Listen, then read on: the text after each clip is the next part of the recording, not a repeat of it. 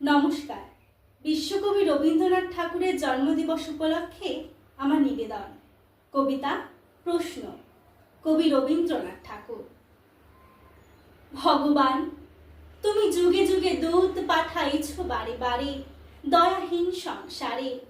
তারা বলে গেল ক্ষমা করো সবে, বলে গেল ভালোবাসো, অন্তর হতে বিদ্বেষ বিষনাশ। বরণীয় তারা, স্মরণীয় তারা, তবুও বাহির দ্বারে আজি দুর্দিনে ফিরানো তাদের ব্যর্থ নমস্কারে।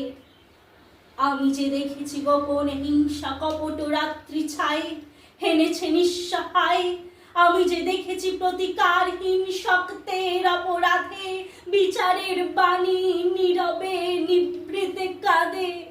আমি যে দেখিনু তরুণ বালক উন্মাদ হয়ে ছুটে কি যন্ত্রণায় মরেছে পাথরে নিষ্ফল মাথা কুটে।